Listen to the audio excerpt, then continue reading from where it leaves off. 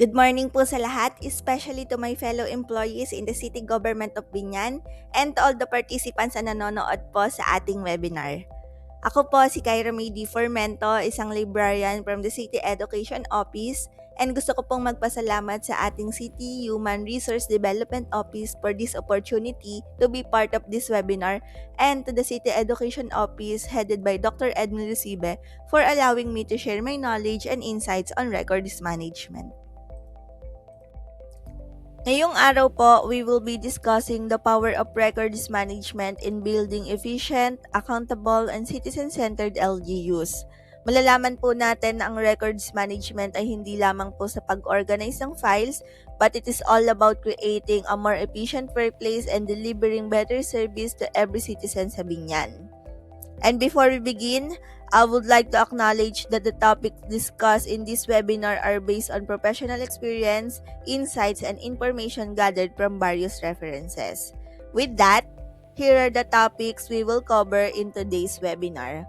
First is the introduction to records management, then followed by understanding the records life cycle, the value of effective records management, digital transformation in records management, challenges in records management, best practices for strengthening records management, and building accountability and public trust. So before we begin, and before po natin i-define what is records management, gusto ko po munang mag-imagine tayo ng scenario. Let's say, pagpasok natin sa office, binuksan natin yung computer, yung drawer, or chinek yung filing cabinets. And then, everything is gone. Walang memos, walang payrolls, vouchers, contracts, leave applications. Wala ring permits, no emails, even minutes of meetings, as in wala kahit ano. Question po, can our office continue to operate normally? I think most likely no po, no? Why? Because records are not just pieces of papers. They are the memory of an organization or an office. So without records, paano natin malalaman ang nangyari yesterday at ang mga susunod nating gagawin? So that's the importance of records in our life. Sometimes we think records only exist in filing cabinets. But records are everywhere. Yung mga email na na-receive natin, attendance na pinirmahan, purchase request na naghihintay ng approval, the minutes from last week meeting, even the reports you submit every month becomes official records. Whether you're in HR, accounting, budget, engineering, health, or the mayor's office, you work with records every single day. The difference is, we just don't realize it kasi it became part of our daily routine. Records are more than paper. It's an evidence shows what happened, guide us to make decisions, protection support, trust build confidence, and memory preserve the history of the organization. Isipin po natin na ang records ay memory ng LGU. So if someone's asked bakit na-approve ang permit, or tinanong kayo ng COA nasaan ang supporting documents, the answer is in the records. May nagtanong sa inyo bakit ang application ko ay still pending. The answer should also be found in the records. Ang records hindi lang po sinasabi kung ano ang nangyari, but it tells us why it happened, sino ang nag-approve, and kailan ito nangyari. Now, let's talk about behind every record is a person. Ito po yung lagi kong nire-remind sa sarili ko, that behind every record is a real person. Ang birth certificate ay hindi lamang po isang simpleng document. It's a legal child's identity. Yung payroll ay hindi lang basta numbers on papers. Ito po ay salary ng isang empleyado. Yung business permit ay hindi lamang po simpleng application. It is a person dream of earning a living. Kaya pag may na-delay na record, we may also be delaying someone's opportunity, benefit, or peace of mind. Kaya importante po ang records. Now, we will talk about what will happen when records are poorly managed. Lost documents, delay services, duplicate works, lower productivity, audit findings, citizen complaints, data privacy risks, and additional costs. Let's be honest. Ilan po sa atin ang nakaranas na ng ganito sa workplace? Yung file na hindi mahanap-hanap? Hindi po ba nakaka-stress yung may hinahanap ka pero hindi mo makita kung kailan kailangan? Hindi lang to basta inconveniences. They cost time, money, and most importantly, they affect the quality of service we provide. The ripple effect of one missing records. If the document is missing, the employee spend more time in searching. The process is delayed. The citizen waits longer. Complaints increase and the public trust decrease. Pag nawala ang records, imposibleng isang tao lang ang maaapektuhan. Why? Let me give you an example. Imagine, ang na-misplace mong record ay purchase request. Siyempre, automatic ang procurement is delayed. Yung supplier mag-iintay. Of course, yung requesting office can proceed. That is why the project is delayed. Alam niyo po ba na one of the biggest reason bakit naaaksaya ang oras natin mga employees? Hindi dahil sa tamad tayo but because we are looking for information na alam natin nag-e-exist pero hindi natin mahanap. That is why a good records management ay hindi dagdag trabaho. But, ito ay tumutulong sa atin para mapabilis at mapadali ang ating mga gawain.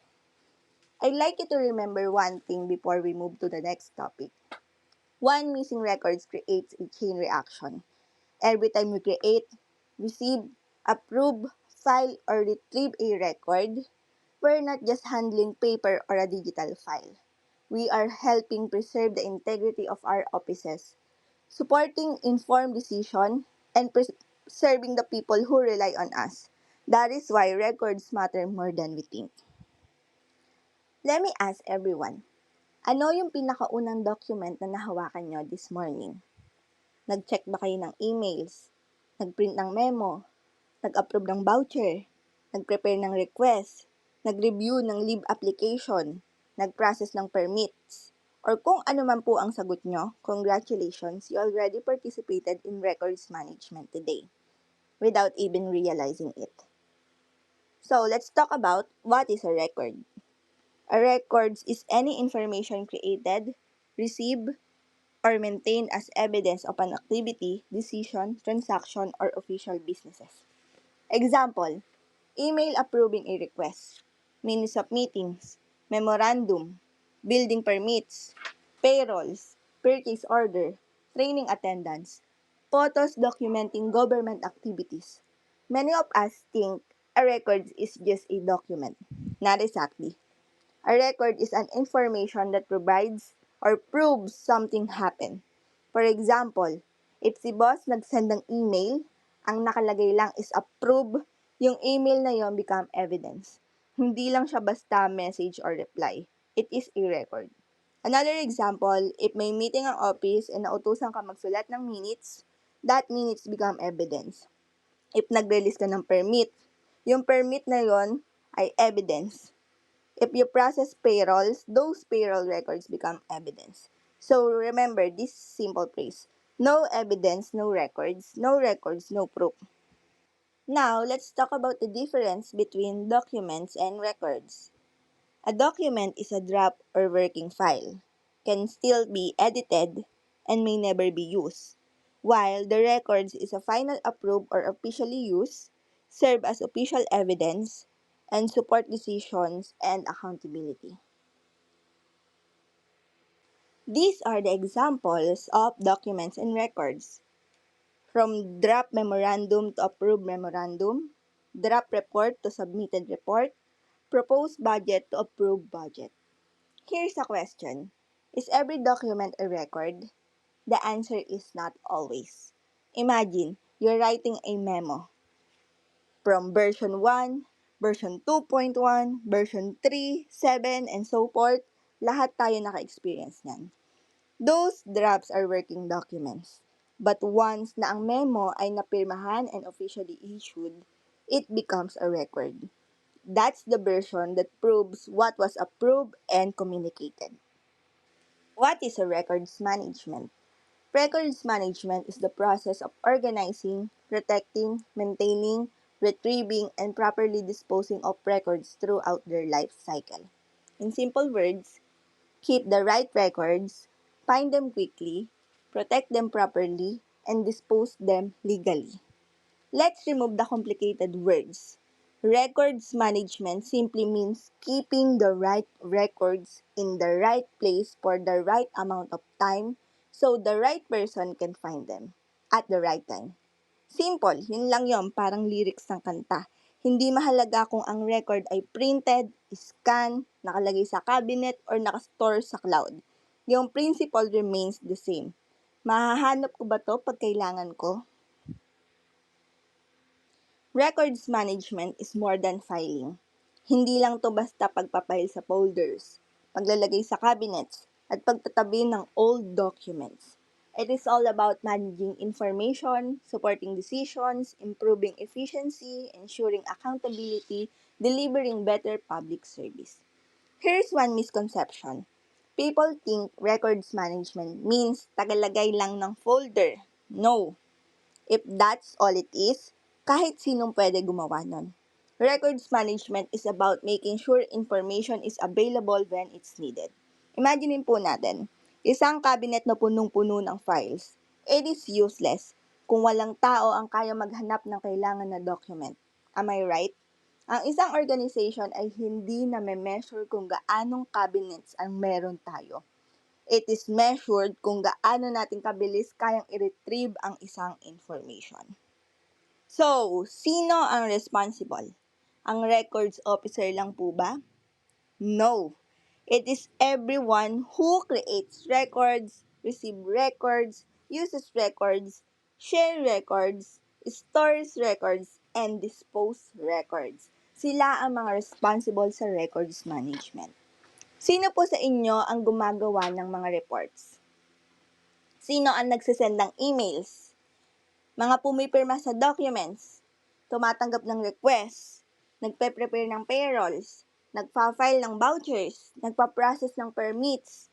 Kung isa po kayo sa gumagawa ng kahit isa sa mga yan, kayo po ay maituturing na isang records manager.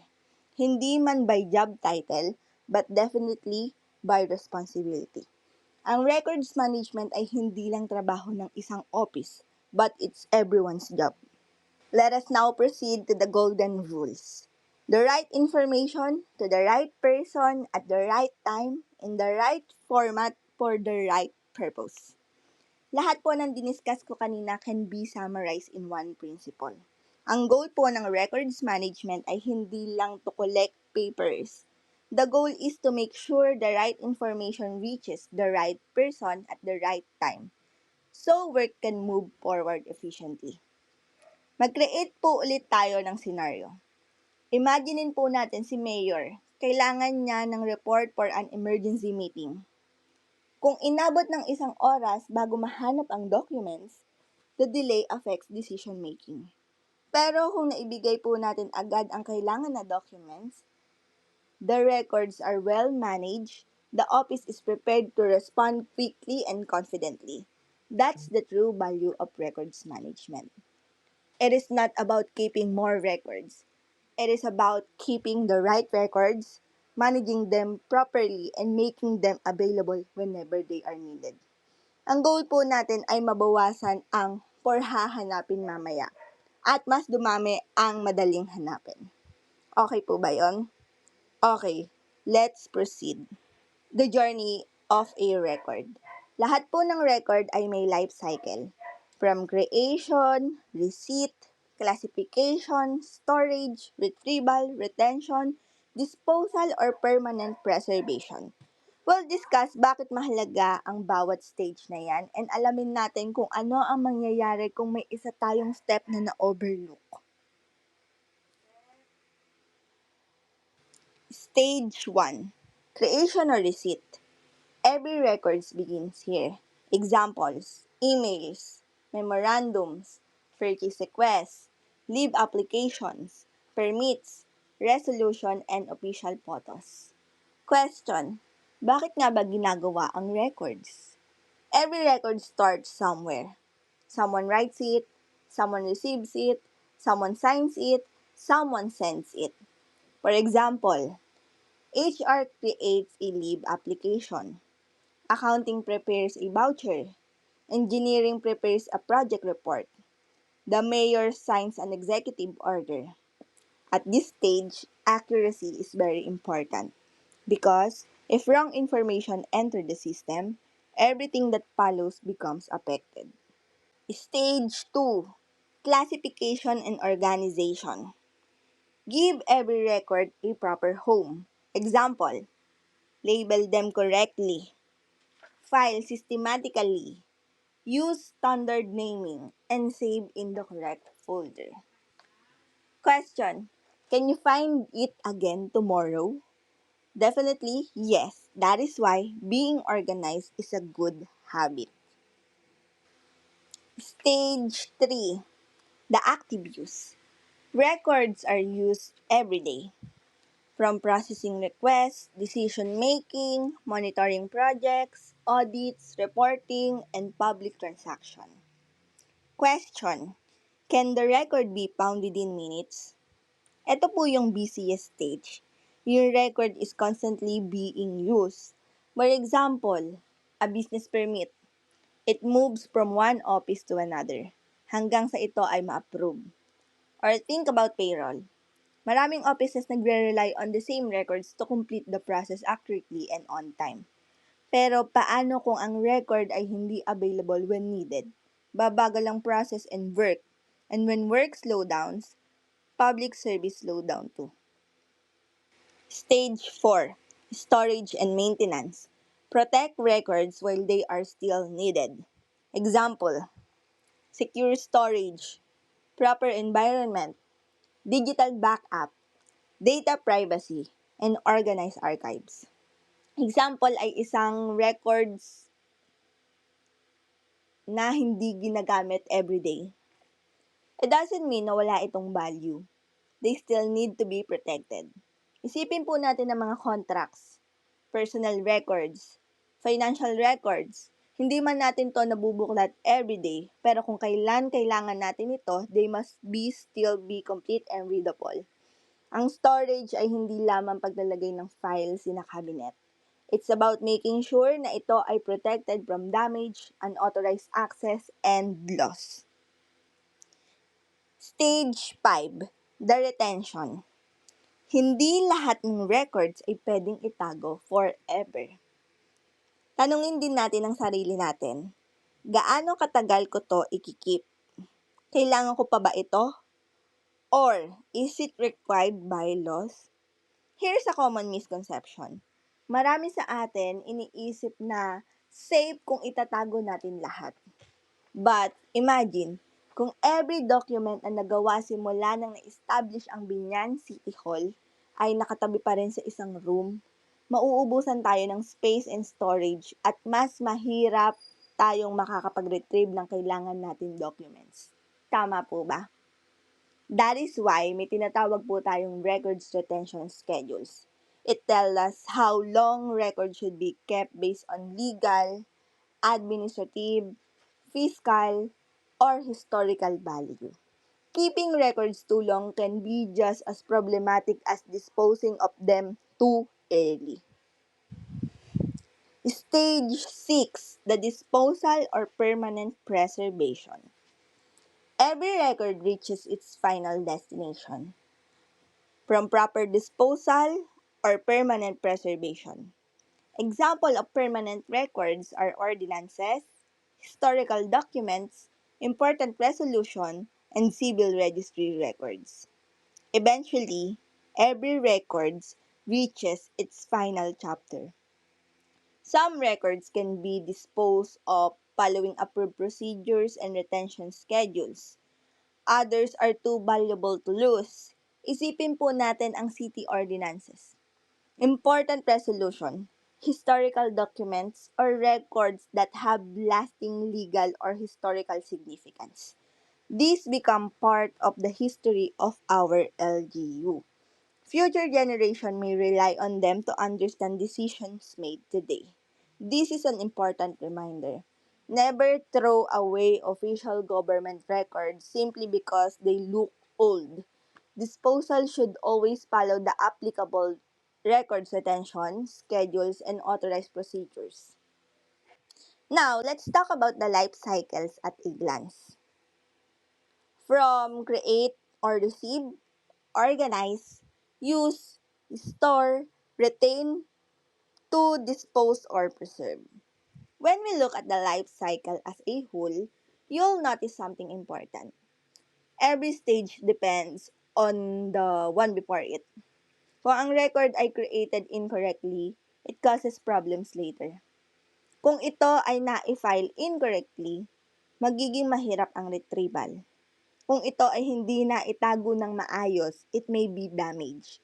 At kung ito ay hindi na-dispose properly, the LGU could lose valuable evidence or violate regulations.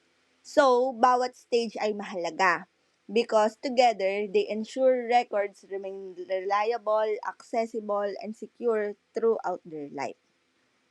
Now that we understand kung paano ang life cycle ng isang records, ito po ang tanong. Anong mangyayari when that journey is interrupted? Paano kung ang record ay na-misplace, poorly organized, or mahirap i-retrieve? Ayan po ang aalamin natin next chapter.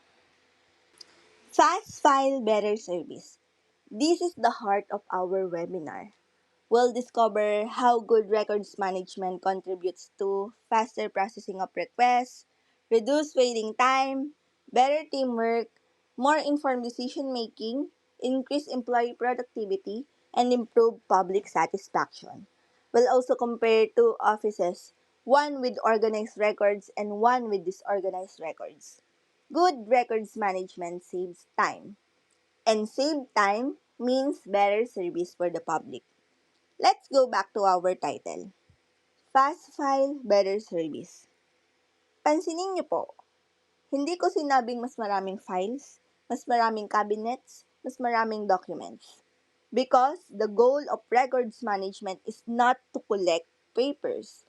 Ang goal po natin is to make information available when it's needed by the people who need it. At the end of the day, our citizens don't care how many cabinets we have. They care about one thing. Nakuha ko ba agad ang kailangan kong serbisyo? Ayun po ang nagmamatter. The two offices.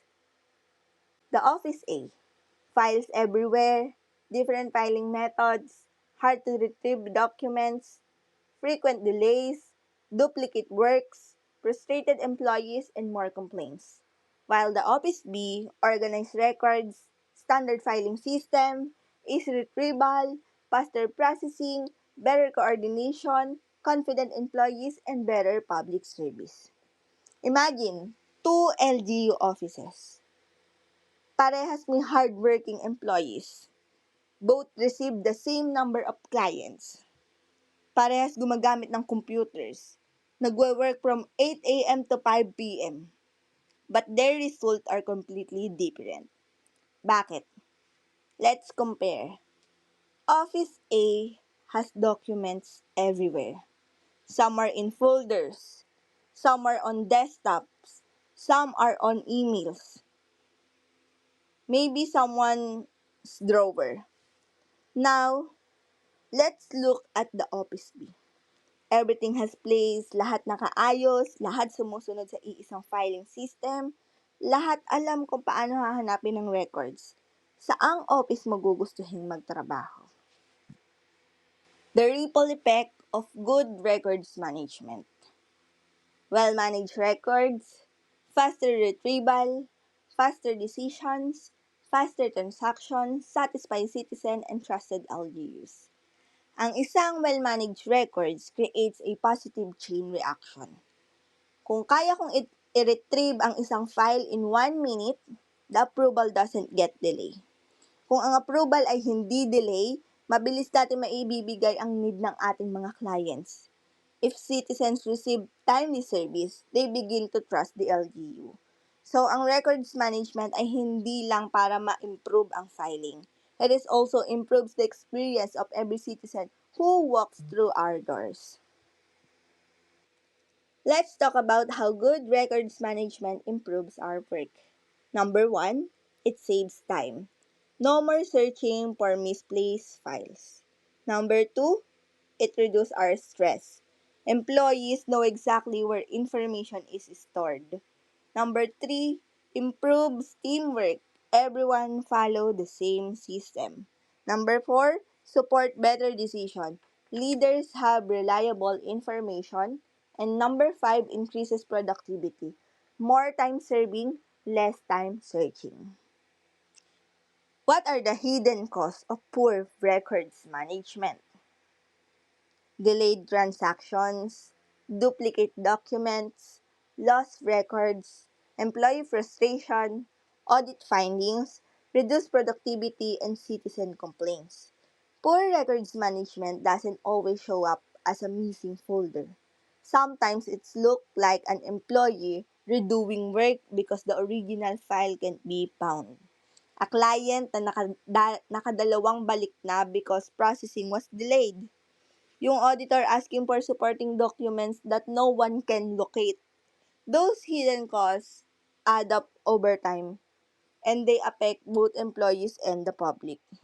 Records management equals better public service. Good records management to better service. Easy retrieval to faster transaction. Accurate information to better decision. Organize records to fewer delays. Secure records to public trust and standardized process to higher efficiency. Next topic is all about the records management in every LGU office. Many of us think na ang records management only happens in one office. Today will prove otherwise whether you work in HR, accounting, budget, engineering, treasury, mayor's office, civil registrar. Records management is part of our daily work. Aalamin po natin ang types of records na meron ang bawat office and bakit ito mahalaga sa day-to-day operations. Records management in every LGU office. Every office creates records, and every employee manages records. For example, in the HRMO office, example of records that they have is the personal files, leave applications, and training records. Accountings have disbursement vouchers, payrolls, and financial reports, while the mayor's office have executive orders, memos, correspondence. Engineering have plans, project reports, and inspection reports. Budget have budget documents and budget utilization reports. Treasury had receipt, collection, and financial reports. Education Office had student enrollment records and academic records. Health Office had health program reports and medical records. And the Register Office had birth records, marriage records, and death records. Every office may iba't ibang responsibilities. But meron silang isang pagkakapare-pareha, and that is a record. HR manage personal files. Accounting manage financial records. Health offices manage program records. Even the mayor's office relies on the correspondence, resolution, and executive order. Different offices, different function, but the same responsibility, managing records properly. Records management equals to teamwork. Great records management happens when everyone follows the same system, everyone files consistently, everyone protects confidential records, everyone follows retention policies, and everyone practices digital responsibility. Example, we are playing basketball. Kung isang player lang ang nagpapalo ng rules, tingin nyo mananalo ang team natin? Of course not. The same is true in records management. Kung ang records officer lang ang nag-organize ng records habang ang iba ay basta na lang nagsisave ng files anywhere, the system will eventually fail. Success depends on teamwork and consistency. Records management is not a department. It is a shared responsibilities that connects every office, every employees, and every service we provide. So, the next time someone says, records management, hindi ko trabaho yan. I hope you smile and say, actually, every time we create, receive, use, or store a document, we're already part of records management. Because great public service isn't built by one office. It's built when every office works together, guided by reliable records and a shared commitment to serve the public well. Let's talk about records management in the digital age. From filing cabinets to smart information management. Government is changing. Technology is changing. Citizen expectations are changing. We'll discuss electronic records, cloud storage, digital signatures, mobile access, information security, artificial intelligence, optical characters recognition, email as official records. We'll also answer an important question: can technology replace good records management?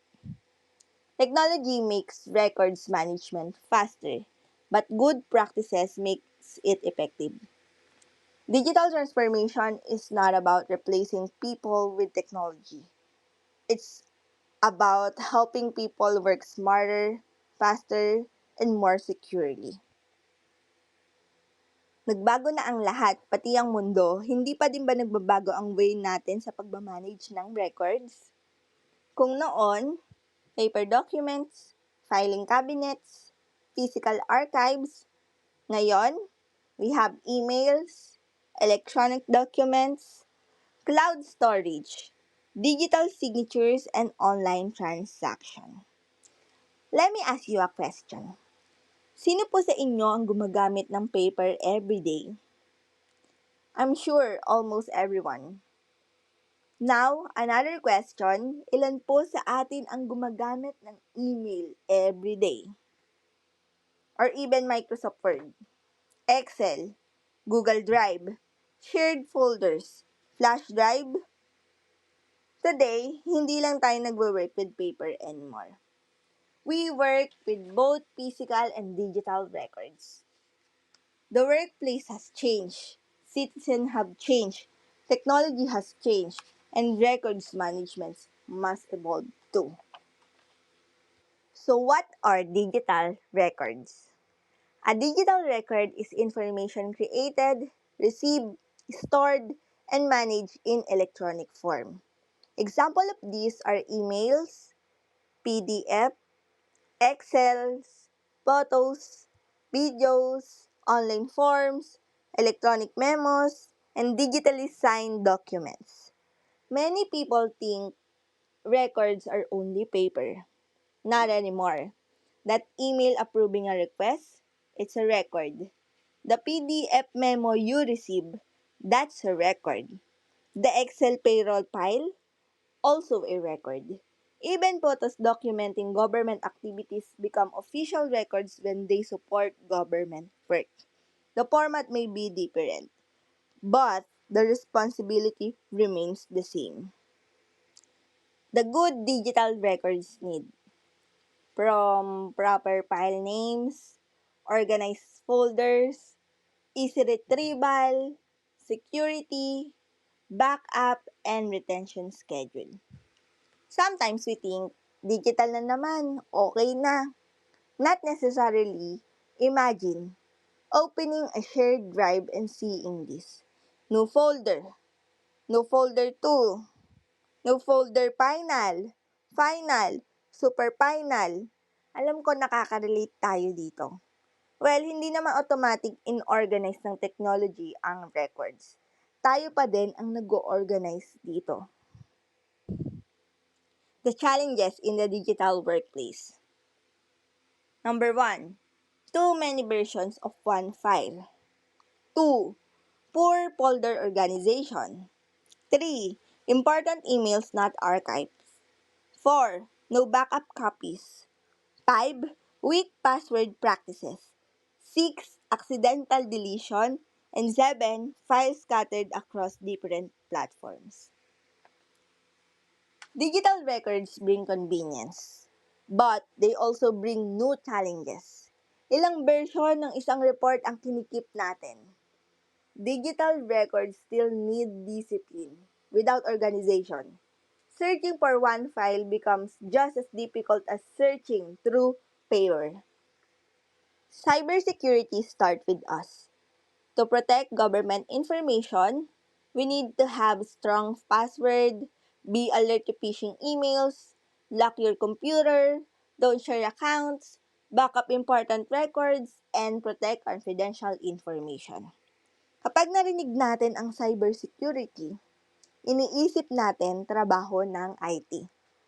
But, cybersecurity also starts with us. Imagine, leaving our computer unlocked. Kahit sino can access confidential records.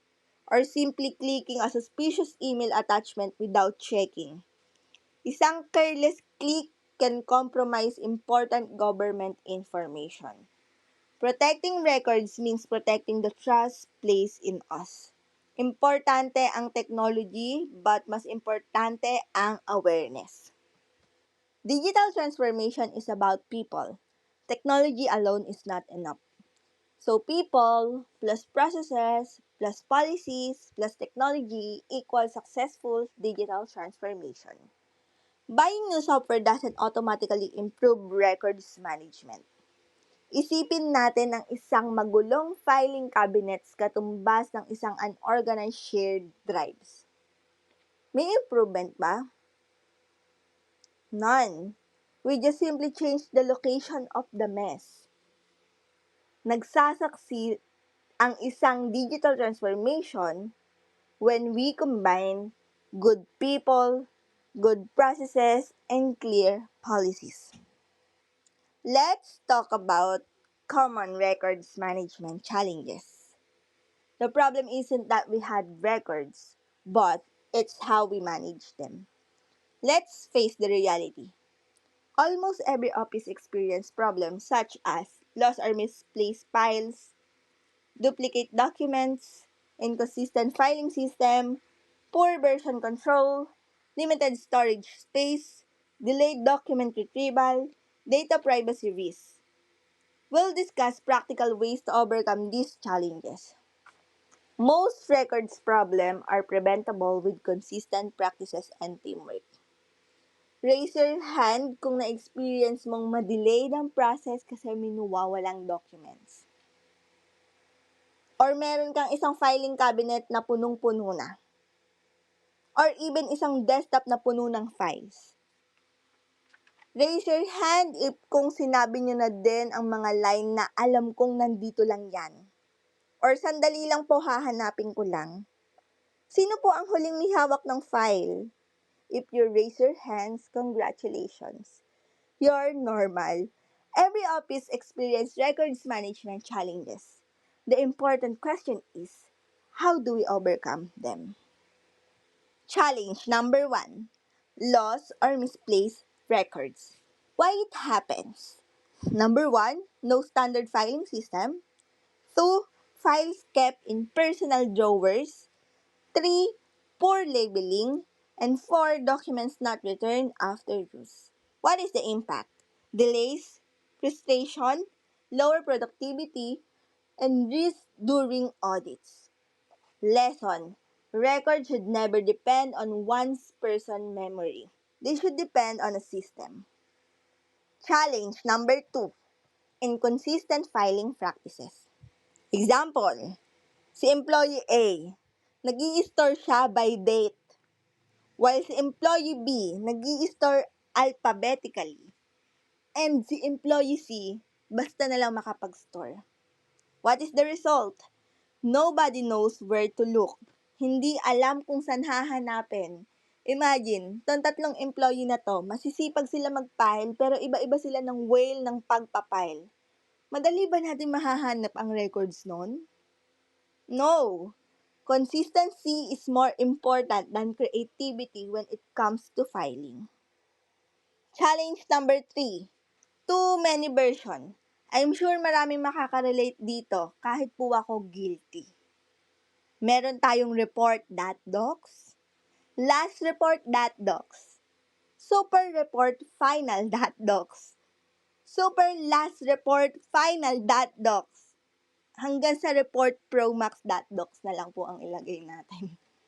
Anong impact nito sa atin? Kahit tayo mapapatanong, ano ba talaga yung correct? Ano nga ulit yung approve? Ano nga yung kailangan ko i-submit? Hi, raise your hand, sino ang ganito mag-save ng file?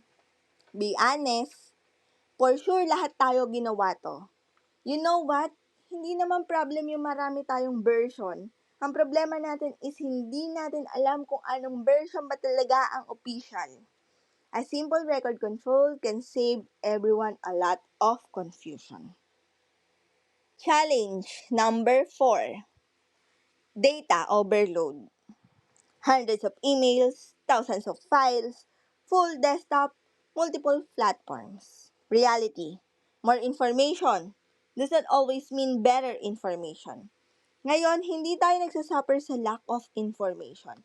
Nagsasuffer tayo from too much information. Ang challenge ay hindi sa pag-create ng records. Ang true challenge is ang pag-organize dito so mas madaling hanapin ang right information pag kailangan. Working together across offices, these are simple actions that anyone can apply immediately. Challenge number 5. Poor communication between offices. Office A, check, o nasa kanila ang documents, while Office B, C, D, hindi alam kung nasaan. What is the result? Duplicate requests, repeated follow-ups, and delays. Narinig niyo na po ba yung line na, hindi pa po namin natatanggap? Then another office says, naipadala na po namin. Sometimes, hindi ang document ang may problema. It's the lack of clear tracking system. Good records management also means knowing where a document is, who has it, and what stage it is in.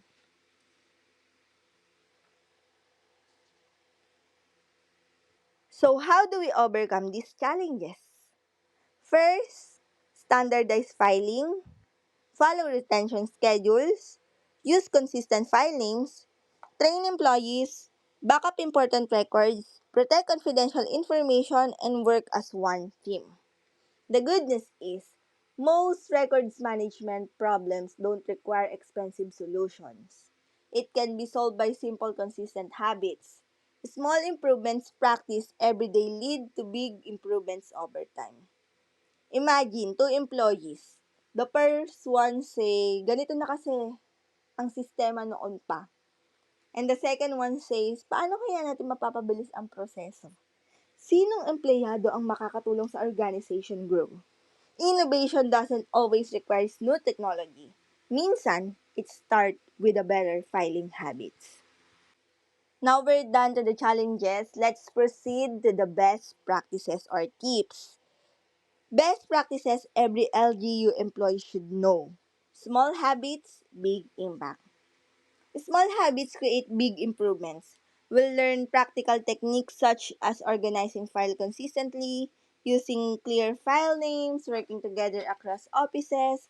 These are simple actions that anyone can apply immediately. Good records management start with everyday habits. Best practice number 1. Create records clearly and accurately. Use clear language. Complete all required information. Check names, dates, and numbers. Avoid unnecessary correction. Lahat ay nagsisimula sa pag-create ng good record.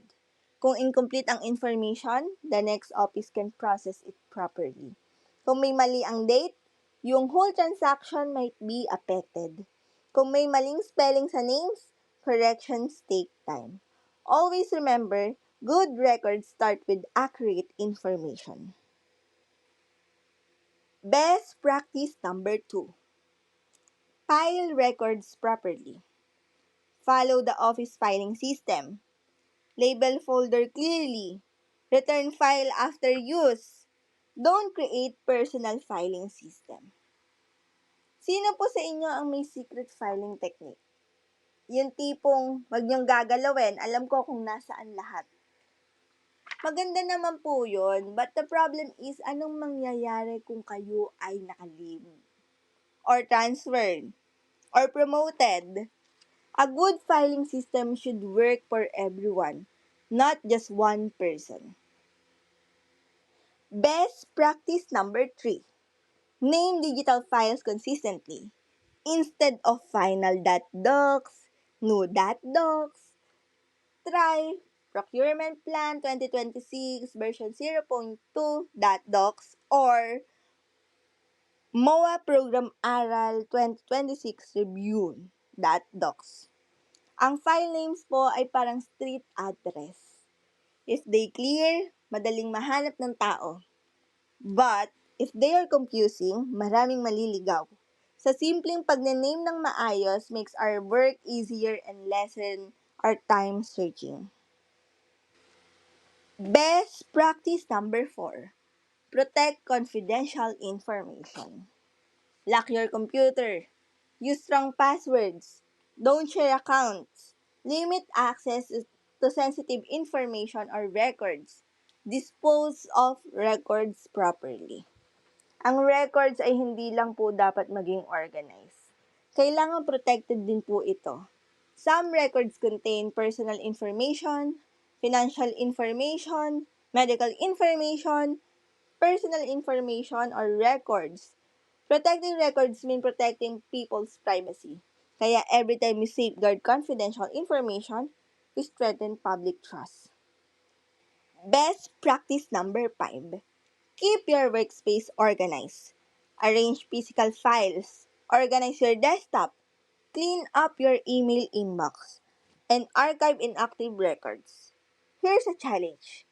Tumingin po kayo sa desktop nyo, sa mga working tables nyo, and tanongin nyo po ang sarili nyo. Kung may ibang empleyado na gagamit ng computer at space ko ngayon, madali kaya nilang mahahanap yung file na kailangan nila? Ang pagiging organized ay hindi lamang po sa pagiging malinis, but napapadali din po nito ang trabaho ng bawat isa sa atin. Best practice number 6. Follow policies and retention schedules. First, we need to keep records for the required period, then dispose of records properly, follow office procedures, and never destroy records without authorization. Minsan, iniisip natin, matagal na naman to, i-delete na lang natin. But government records follow rules. Some records are temporary, other must be preserved because they have legal, administrative, or historical value. Good records management means knowing the difference. Best practice number 7. Communicate and work as one team. Share information responsibly, follow the same filing system, document important decisions, and help improve office processes. Records management is a team sport. If one office follows the same system, but another doesn't, the process slows down. The best systems are built in cooperation. When everyone follows the same standard, everyone benefits. Always remember the 5 C's of good records management. The create, classify, care, communicate, and comply. Madali lang siya maalala and may apply natin everyday bago tayo mag-save ng files. Ask yourself, na-create ko ba to accurately? Na-classified ko ba correctly? Am I taking care of it? Will the right people be able to access it? And does this follow our office policies? These simple questions can prevent many common records management problems. Now, let's proceed to the final topic, which is building a culture of accountability. Good records, good governance, and better public service. Finally, we'll reflect on our role as public servants. We'll discuss how records management support transparency, accountability, good governance, legal compliance, disaster preparedness, and public confidence. We'll end with one important reminder, which is records don't exist for the sake of paperwork. They exist to support better decision, protect public trust, and improve the lives of the people we serve. Records management is not about records. It's about responsibility, trust, and public service. So, what does accountability means? Accountability means taking responsibility for our actions, our decisions, and the records that support them. Accountability is all about responsibility, transparency, integrity, and trust. We've talked about records. We've talked about filing systems. We've talked about technology. But now, gusto ko po kayong tanungin. Why do all these things matter? The answer is accountability. Lahat ng decision na ginagawa natin should be supported by accurate and reliable records.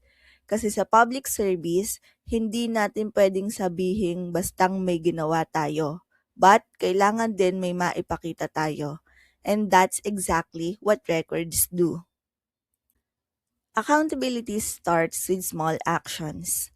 Everyday examples ay pagbabalik ng files after gamitin, complete documents correctly, pagsisave ng files sa proper folder, pagpoprotect ng confidential records, pagiging mabilis sa pag-response, and pagdo-document ng mga important decisions.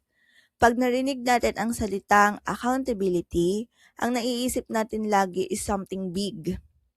But in reality, ang accountability po ay nagsisimula sa small actions, tulad ng simpleng pag-check ng documents bago ito i-submit. These may seem like small habits, but together, they create a culture where people can rely on one another. So before we end, I'd like each one of us to make a simple commitment. Not a big promise, just one commitment to improve the way we manage records. So today, we will create accurate records, organize records properly, protect confidential information, follow policies, help improve our workplace, and serve the public with integrity. As we conclude this webinar, let us remember that records management is not just about papers, folders, or cabinets. It's all about preserving trust, supporting accountability, and delivering the kind of public service that our community truly deserve. Maraming salamat po sa inyong oras at aktibong pakikilahok. Sana ay may mga bagong kaalaman at practical insights kayong maiuwi at ma-apply sa inyong mga opisina. Sama-sama nating ipagpatuloy ang pagpapabuti ng paraan ng pag-manage, pagprotekta at pagpapahalaga sa ating mga records. Dahil sa maayos na records management, nagsisimula ang mas mahusay at mas transparent na serbisyo publiko. Thank you and have a great day everyone!